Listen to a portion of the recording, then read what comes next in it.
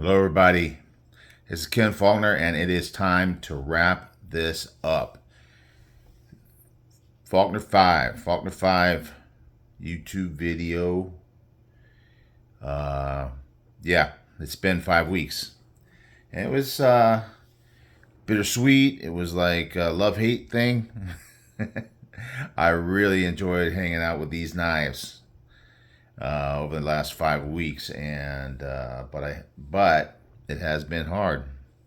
I don't remember it being this hard not buying knives, but I think once you get over something, especially once you go to the show after so long, you all of a sudden, all that memory of waiting so long goes away. It's crazy how long ago first started. I got my first email from Blade Show, the newsletter. If you don't know, you can sign up for the newsletter on the Blade Show website, and they'll give you information like when the tickets are going to go on sale and stuff like that. Sometimes you're just waiting, going, when are those tickets going to go on sale?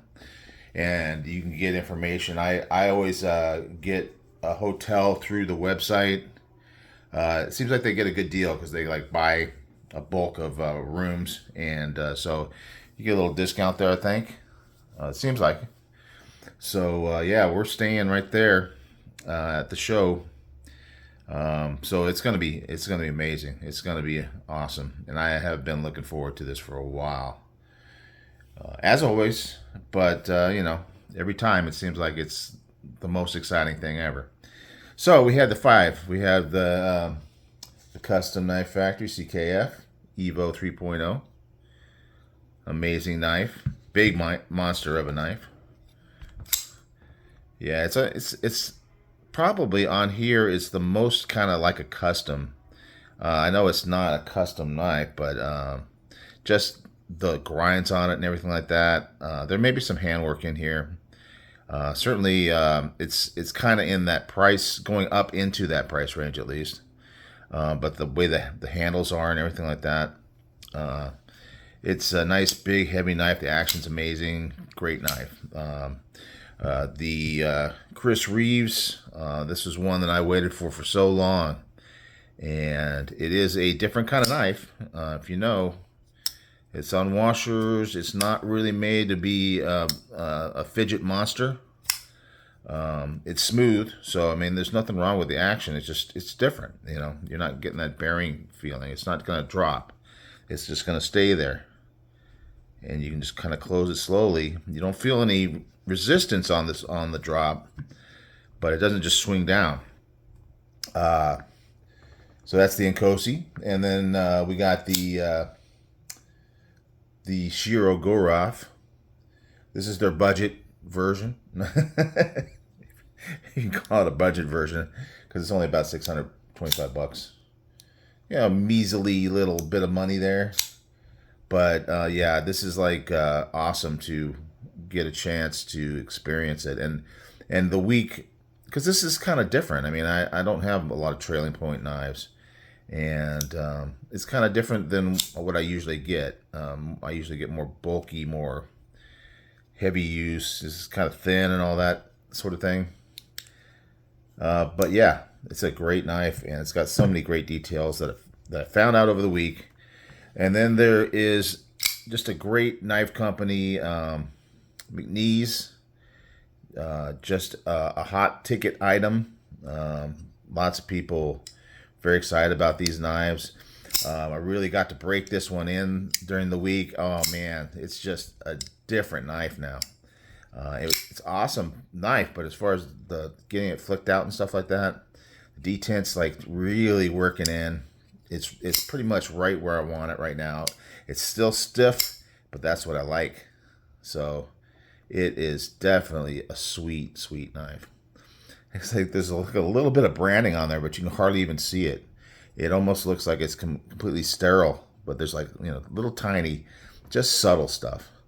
And you're already seeing some a little work use in it, but this is one of those knives that wants to go out and do work. It's not, with that finish and everything. It's not that pretty shiny, fancy. It's just a a tool, a great tool, but still a tool.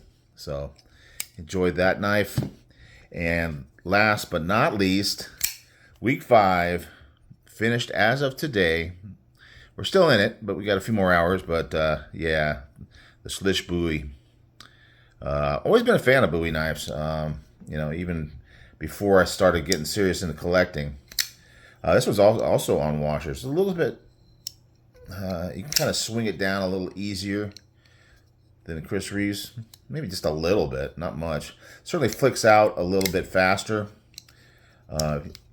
Certainly got the middle finger flick working a little bit better. Gotten used to the fact that the hole's kind of halfway covered there. But anyway, let's talk about this guy. It's just a beautiful knife. I mean, just that kind of gray blue look. I really like that color a lot. I kind of see some of his. I'm following Schlish. What's his name? Starts with the M.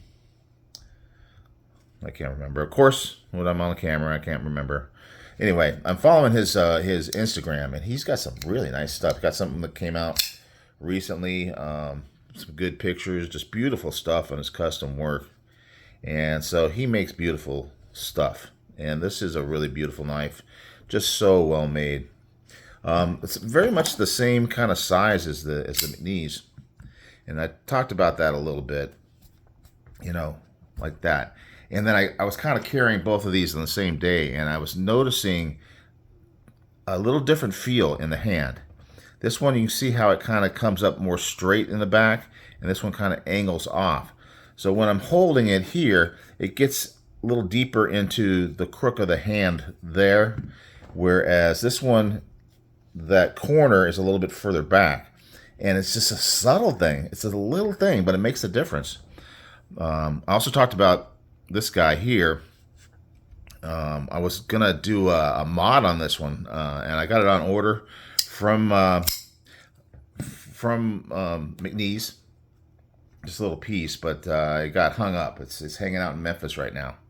I don't know what it's doing in Memphis, but I was hoping I was going to get it before Blade Show, but I don't know if it's going to happen now.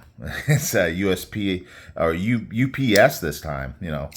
Actually is a little bit delayed on that one, but we'll see what happens. So that may be something I have to show you guys after it comes in, maybe after Blade Show. We'll see. The grinds on this are beautiful. And it all seems to kind of be parallel with the Ricasso here, or the Ricasso with a plunge, very deep plunge. A lot of them are kind of rounded and very kind of like a large radius on them. This one's very tight radius, comes right down, but the whole thing is fairly thin. So nice crowning on the back up here. The hole is placed well, especially, and they got the cutout on this side. So this is probably the best action I've had with a thumb flick on a hole in a knife ever before. You just flick it out and it just goes. It's really nice. It's got the reversible clip, which a lot of times on the fancier knives you don't get. But the wire clip is a little bit easier. It doesn't mess up the show side quite so much when they have that reversible. The cold is, by the way, almost over. Pretty much is. I mean, it's just kind of lingering stuff. My throat's a little bit, kind of have to clear my throat every once in a while. But it's going to be gone before Blade Show, so it's not going to hold me back. I don't know if you remember... Is it this guy? Yeah. Where I was during the week, I noticed that this thing can be used as a front flipper. It's maybe not intended to be that way. This one almost looks like it should be a front flipper, but it really is not. But the reason why I bring that up is interesting. This is some pretty aggressive jimping. I mean, not so deep or anything, but sharp. And during the week, and I don't know that I can do this on camera, but during the week, you can see I get it part way out. If I get my thumb just in the right spot, and it's really just, you gotta hit it just right. Yeah, I gotta give it some risk too. You're gonna have to trust me on this. I'm able to actually do it, but it's not. For one thing, it's a little painful. You know, if you get it just, I'm not gonna get it. Anyway, it's sawing on my finger, but you know. Anyway, you can front flip it. I'm 100% sure that it's not intended to be front flipped, but there we go. See, I call it the power of negative thinking. When I tell myself, oh, it's not going to happen, then I can actually make it happen. Got the Schlish symbol there. It's kind of like the Freddy Krueger thing. It's got like knives on the fingers on this little symbol. It's kind of hard to see. There it is. Got the lighting just right. Yeah, I mean, this is a simple looking design. It's not super fancy. Nice backspacer, and that jimping is just like I say. It's not that big chunky deep stuff like you got on here or you got on here. But man, it is sharp. You can like saw your way through a branch or something with that thing. Very slim carry in the pocket. Lightweight. Yeah, I'll go grab the scale. Hang on a second. I am not good at the guessing game, but I'm guessing that it's under 4. Nope, 4.4. See, I told you I'm not good at it. 4.4 ounces. In my book, you know, liking bigger, heavier knives, that's still pretty good. So, yeah, it's interesting to see how your perception meets reality. Certainly doesn't seem that bad to me. So we're talking, it looks like about, this the blade length is about 3 3/8, and the cutting length is probably 3 1/4. But it does have that belly, you know, like a good buoy shape should have. You can see I'm even actually able to push off with the pad of the thumb now. It's really getting much better. Not as deep. Remember I mentioned, if you saw the video on this one, how fast this one goes down. It's almost like more squared off. This one does have that more gradual coming up. So, yeah, I mean, it's just nice flat grind and full flat grind, you know. There's no flat up here at all. It's just flat from here down to the primary bevel of the edge. I guess we can cut some paper. This one's been used a little bit, but we'll see how well it does. It should have no problem. Yeah. Woo. It's like it's not feeling a lot of resistance at all. And that's, you know, Spyderco. That's Spyderco right there. So this is a bit fancy for a Spyderco for me. Well, gotta control my papers flying around. Got a little bit of a fan going on. It's a little warm here today. Not as warm as it's going to be in Atlanta, though. If you're going to Atlanta, you know, hit me up. I got Instagram, or you can send me an email on my that's attached to the YouTube channel down in the description. You know, we can exchange phone numbers or you know, direct message on. So I got a couple people I'm kind of talking with and planning on meeting over there. Yeah, it'd be great. I mean, there's a huge bunch of people. So if we're just randomly trying to find each other, it may not happen. That's happened to me before, where I said, "Oh yeah, we'll see each other," and it's been a couple times where I just never ran into the person. There's a lot of people at Blade Show. It's gonna be great. Yeah. So still 4 more days. Friday morning, I will be purchasing a new knife. But after all these weeks, I think I can hang in there.